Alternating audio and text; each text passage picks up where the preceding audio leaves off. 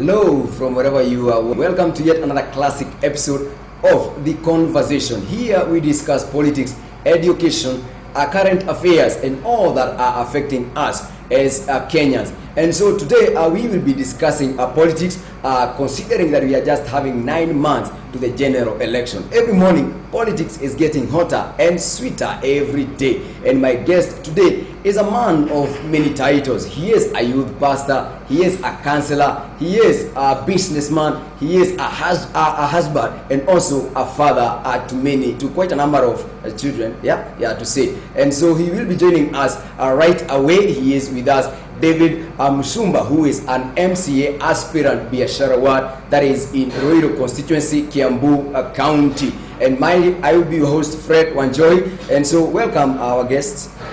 Thank you very much, Bona Fred. Yeah. My name is David Musumba, as you have correctly mentioned, an aspiring MCA Biashara ward Ruiru. I'm here to shed a bit of light on what I intend to do for the people of Biashara ward. Thank you so much for making time for us. Indeed, it's a great honor having you around. Thank and you. So we will just begin right away. Maybe you would tell us who is David Musumba. David Musumba is I'm a leader. I'm born again. I'm a leader. I fellowship at a church down here called a Voice of Triumph, and the leadership of Reverend Peter Mwangi. You see me here. I came with a notebook so that whatever that you're going to promise the resident of Biashara ward, I will put it down, and then when you get to the position, I will call you back to the same position, and then we shall reflect on what you shall have done. Thank you. But before then, you can send us your question, the resident of Ruiru Constituency, and more precisely the Biashara ward. If you may be having any question for Mheshimiwa, you can send us through our SMS line or through our phone number at 0719 344 819. Any question, any comment, you can put it down there, and we are going to be reading it in a short while. Any question, any resident of Biashara ward and even Kiambu County, because you understand that these are the people who will be representing you in the county assembly. And so if you may be having any question, any comment, you can throw it right there at that number of hours. Now let's come to politics. Okay. Politics is getting sweeter every morning, and I'm really liking it because I love the politics of Kenya, because you find that every other time we are having two horses. This on this side and on this the other side. So it's always a time of throwing one to this side and this throwing to this side. And I find a time of politics in Kenya, we can say, is not yet to that level. It's still back. Is somehow questionable, but probably we'll bring this one down for us. And maybe tell us how are you seeing the game? The game more so in the high ranking, that is the presidential. Many people have come out and say that they are going to be vying for the presidential seat. And what's your feeling on this game? Indeed, if I try to do my analysis very well, I'll second the people that are saying it's a two-horse race at the moment. But political alignments are yet to happen. So once the political alignments happens, then it will give us a better info of what is going to happen in future. Because currently we have the DP on UDA, which is moving some masses around. We still have His Excellency Ruiru Odinga on Azimio la Umoja, still pushing some good grounds. Then we still have the other team, the Oka team, that is having majority of these politicians that are still also pushing some quite good number of people. But we know there are political alignments that are happening. On 30th June, the Jubilee will be meeting, will be having their parliamentary meeting discuss on way forward about Jubilee. So it will inform us on what is going to happen in the near future. As well, we have the Azimio la Umoja leader, His Excellency Bwana Ruiru Odinga, speaking on 9th. Also, that one will give us political information on what the alignment that is going to happen. Then we have the Azimio the Oka guys, Oka people that are going to speak on 23rd. So when they speak on 23rd, then we'll have more light coming on what is happening to the presidential races. Sure. That's awesome. We shall embark on that. But first, let's come back to the level and to the position that you are vying. The MCA seat. So how is the game there? How is the alignment? Currently, we have close to 15 aspirants that I know of that are vying. Though I know more are yet to come because people have not yet come out so clean. But we have 15 aspirants that are vying, close to 15. And people are waiting for the correct time, for the right time to start campaigning. Though some have started already, going to the people, speaking to the people in terms of what they want to do. And that's why I'm here as well, to try and persuade the voters to vote me. Yes. That's nice. So 15 people are vying for one position. Sure. That's interesting, and still more are yet to come. Still more. Yes. So this means that it's gonna be hot. Of course, you're going to have around in March. You're going to have nominations that will lock up some, lock out some. So once some are locked out, then we'll have a fewer people. We have those that will give up on the way. We have those that will pursue. We will continue pressing on. And then we believe in March we'll have quite a slimmer number of people that will be contesting for the same position.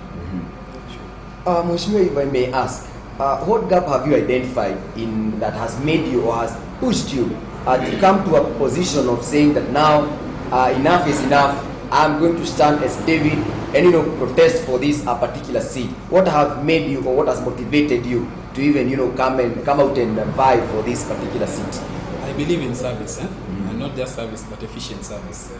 Efficient service. I want to see people appreciating the service that they are getting, because when they put us in those positions, they want us to serve them, not them serving us, but actually us serving them, because they've employed us. So I believe in service, and that service is what I really don't get. That's what I'm lacking. So I really want to foster that service thing into the county, into the world. So would you please break this one down, because when you say that you are not efficient with the government or with the people who are serving right now, then would you please break down what are those particular gaps? What has he not done? Whoever, Mr. Njoroge is the MCA currently. Sure. So what has he not done that you may feel that you can come and do it better? Are we talking about the manifesto? What I intend to do for the people? No, not far. Let us not get fast to manifesto. I want you to maybe tell us the gap. Why can't you just allow him to continue? Number one is the availability. Availability of the MCA. I really don't want to be so much onto the MCA that is outgoing, because he has not came out clean or contesting to confirm if he's contesting for the same seat. But availability is an issue, and the residents are actually complaining that he is not reachable. Yes. So I want to make that difference. So we have a leader that is accessible, is available for the people, because an MCA is an area seat where people need to meet you, people need to find you. You need to have an office that they can access.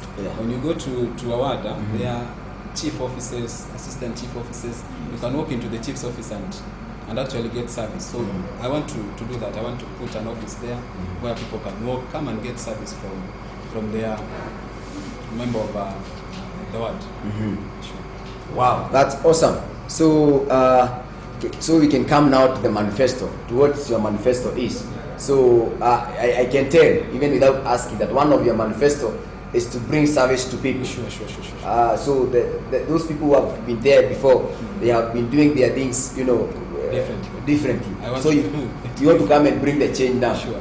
But you see now, many people want change, but themselves don't want to change. So are you ready to change? Yes, that's why I'm here. I'm the change that people are looking for. That's why I'm here. You are the change that people are looking for. Sure. So if if you need change, then you must start. Change must start with you. So it has to start with me, so that I foster it to the rest of the people. Sure. So I believe that every member or every resident of Biashara ward is tuned in and is listening to this. And now we are bringing you the manifesto of David Musumba, who is an MCA aspirant for Biashara ward. And I believe this is going to be awesome. So you can invite a friend, to come and listen to this manifesto. It's going to be great. Let us get to hear from. So what are your manifestos, Mheshimiwa? And I have to put this one down so that any other time after the election, I'll be calling you to this place to confirm this is what you are going to say. Please. Welcome. So number one, I have quite a good number of things that have lined up for Biashara ward people. Thank you, Biashara ward people, for number one, giving me a chance to serve. I've said I've served in Biashara ward for quite some good period of time. So one of my agendas is development. I take development very serious because we are talking of Biashara, meaning the people, most of the people that reside there are business people. It's the most, a lot of factories around, a lot of industries around, a lot of business happening. So top of on my list on development, I'm talking about good roads. We want to do good roads around, because when we have good roads around, then it means mobility of people, mobility of goods will be much easier to the market, to whatever place that you want to take those goods to.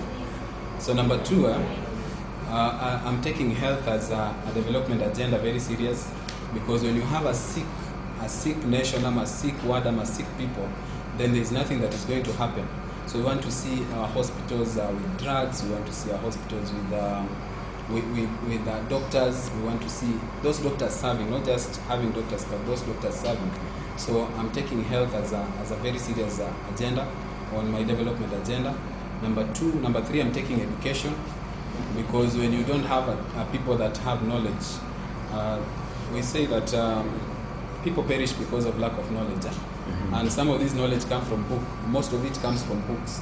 So we want people to go to school, our kids to go to school, be it public schools. If we can't afford the private, then let's do public schools. Our public school system, we have a lot of reforms that are coming in education sector, starting with how do you call it, the current system, the CBC, starting with the CBC. So a lot of reforms that are happening in education sector right now. Are the kids there? Are the parents ensuring that kids are in school? Are the schools receptive? Are the schools having the facilities that are required to ensure that the CBC is implemented? So those are some of the things that I want to do in education. And then we're talking of security. We really want to ensure that our Biashara people are secure when they are sleeping in their houses, when they're walking on the roads. They are sure that our roads, my security is okay. So how do we ensure that security is okay at Biashara? Number one, we think of street lights.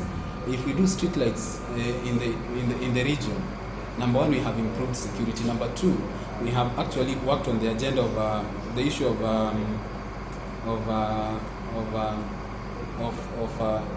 the people of Biashara being business people. So meaning, with street lights, even they can do their businesses until late hours, even 24. If we can transform Biashara to a 24-hour economy with the street lights around, with the security improved, then we'll be taking Biashara to a greater heights, to a greater place. We have an issue. I have an agenda on clean water. I really want Biashara people to drink clean water. When they are having water, they are consuming water that they know this water is clean, this water is treated. So clean water is an agenda to me. And then we have the drainage system. When you walk around in most of the streets, most of the street roads, when you walk around, the roads are really in bad position. Even maraming, even if you can just improve the state a little bit, do some good maram, raise them up, and then do some good drainage, so that when water is raining, because we have people doing vibandas beside the roads, water does not flood into the vibandas, into the kiosks that people are running, that of course people's livelihoods in Biashara.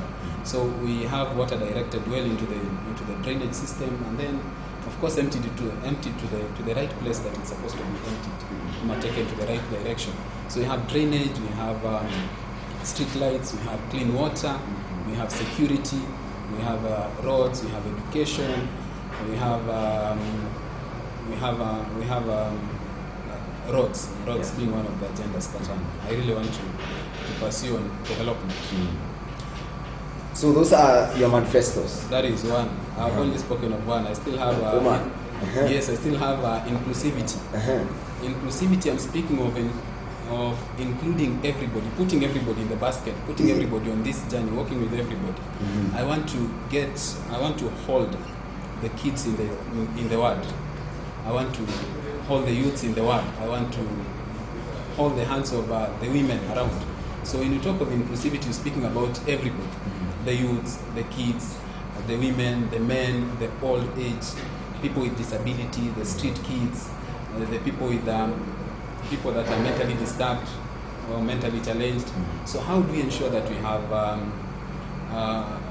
if we don't get 100%, but how do we ensure that we have reduced the number of street children in Biashara? When you walk around, you'll see a lot of them in town, a lot of street kids. Probably we have their families around. Can we really rehabilitate them and take them back to their families? Can we have, so we have programs to ensure that that is happening at Biashara. So inclusivity is an agenda that I'm taking very serious. I want to work with everybody. Boy child has really been neglected.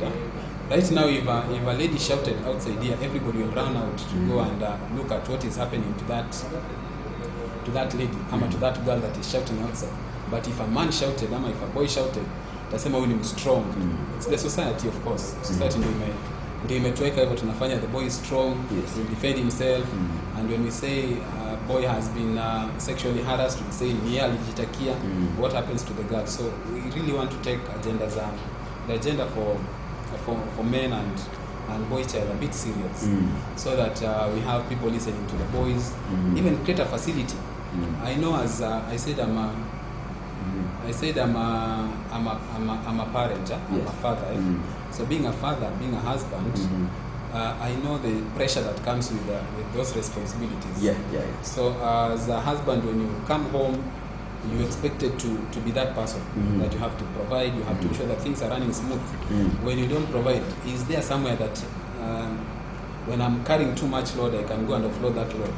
Of course, most of our men will not go to church, so they don't go to the pastor for counseling. Can you create those facilities for men?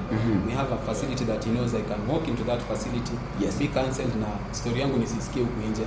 I won't pay anything. I know the least paid counselor is roughly 3,000 shillings.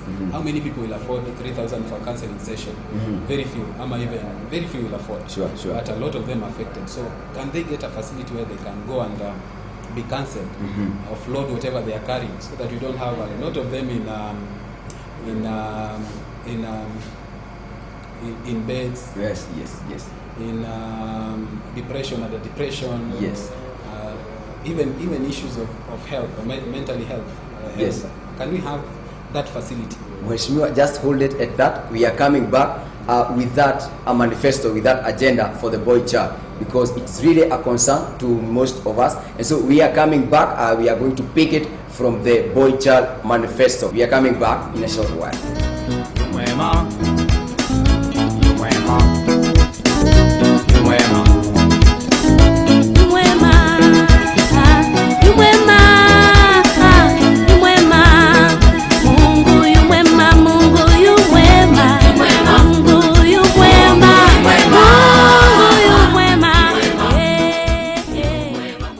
Welcome back to the conversation. We are here with David Musumba, an MCA aspirant MCA aspirant Biashara, that is in Ruiru Constituency Kiambu County, and we left it at a point when he was giving us the manifesto. And this agenda of the boy child has been talked by many. We are yet to see how it is going to be implemented, because it's an agenda that is really wanting. And so we are continuing seeing your views and your comments. Your questions are still coming to us on 0798 44819, and we shall be getting to them in a while. I see people are asking questions here, and people of Biashara are happy that you came to answer what has been the cry of their heart. And so we continue from the manifesto of the boy child. and you were talking about something about depression. Yeah, we are finding. Yesterday I was watching the news, and surprisingly, just to come and find a boy who killed an ex-girlfriend. You know, boy, yeah, phone for him. You can imagine. These are kids. These are people who are not yet even to marriage, like you people are. Yeah. So, and we are finding that youths are affected even most. Yeah, and much more than even the older people. And so, the boy child being affected most. Yeah. Cases of every day, every now and then, you check the news, boy child everywhere. The three who escaped from committing maximum prison, the three who hey man, boy child, where are we? What can you can continue with maybe with the manifesto and award to the boy child. So award to the boy child. We really want to. I really want to have the boy child mentored and nursed. Nursed not because he's sick, but nursed in terms of putting him on board, putting the boy child on board. I've said currently, ladies, I'm not saying that you're going to leave the girls out, but the girls have been given a lot of focus, which is good to a girl child. Even I have sisters. I have a brother and a sister in school, but when my sister calls me, I'll take the call very serious and even respond very fast. I don't know what pushes the response to the girls very fast than the response to boys. Like I know that one is a gentleman, he would survive. But the girl, when she calls, we have to send whatever he's asking for. So I want the same focus, the same energy that has been given to the girl child, given to the boy child. How can we do this? We can really achieve this. Create small facilities for mentoring these boys from the small age, from the younger age as they grow. The education system that you're talking about, that's the CBC. The changes that are getting into the education sector are really opening up on what can be done to the boy child, because we are talking of talent, nurturing talents. So we can be picking these boys from that younger age, create some academies for them for football, so that when we identify these are has a football skill, a football talent, mentor him to football, put him into a football club, put him into a volleyball club, put him into, if it's a studio, if the kid is passionate and talented in music, have a studio for them. If he's a DJ, have a studio for them. Have facilities for this talent, to nurture this talent. When we have these talents being nurtured and these people being mentored, these people being talked to, these kids being talked to from that tender age, we've talked of a facility where we will have a mentorship program and a counseling program. If we have that program, then the boy kid will be spoken to many times, will be nurtured, will be mentored from that younger age, so that he knows, he understands. And then we'll have facilities where they can be taken when we know he's talented in this, he has good thing, he can do this better. Taken there and then nurtured to become a better person. Most of the time, the reason why most of the things happen, most of the boys go astray, it's because there is no one who has held them, no one is holding them, to work with them, to take them through that journey. Yes, I'm talented, I'm a great footballer, but where am I taking that skill? So I remain on the street, idling. When I start idling on the street, of course, I'll have to join some company. Which company will I join? They say when you work with a thief, you become a thief. When you work with a prostitute, you become one. Whatever position that you take, you align with, you become one. So most of our youths, most of our boy kids are left, no hands, no mentorship program. And that's why they go astray. That's why you see those things happening. Murder of an ex-girlfriend, Form 3 and a Form 4 kid. Because of we have not held the boy kids close and firm, walked the journey with them. So do you have any plan for the man now? Now not the boy who is still young. What about this man? I know there is the Ruiru Fund, there is the youth fund. But about the youth funds, well, that's a topic for another day. I wish you can come and talk to us more about the youth fund, because some people are not yet aware, or maybe on the ways to get this fund. But there is the Ruiru Fund for the ladies, for the women. So what plan do you have for the man? Now they're already grown up men.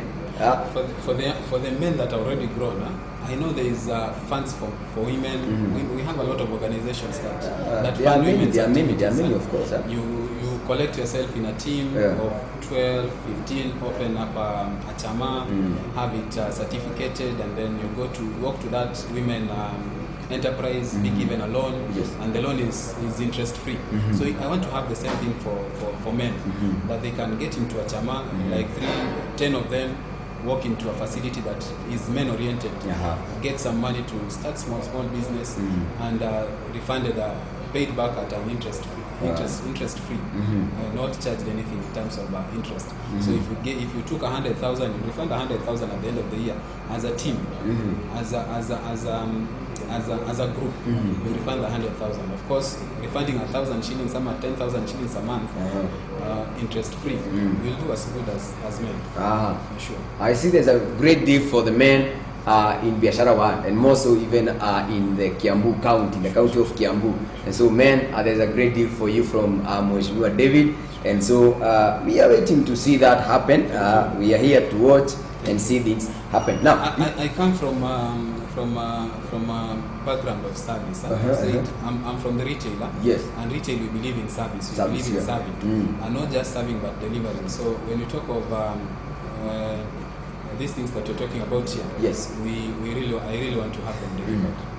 Yes. There's a thing that you mentioned, and I would wish to get what the plan that you have for you. A day I visited Ruiru town, and there are so many street kids over there.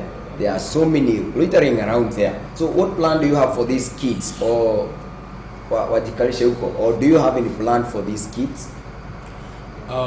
We've talked of rehabilitation centers for those who are really affected by drugs. We can have a rehabilitation center at Biashara. Currently, we don't have one. Number two, we have how do you call them? We have the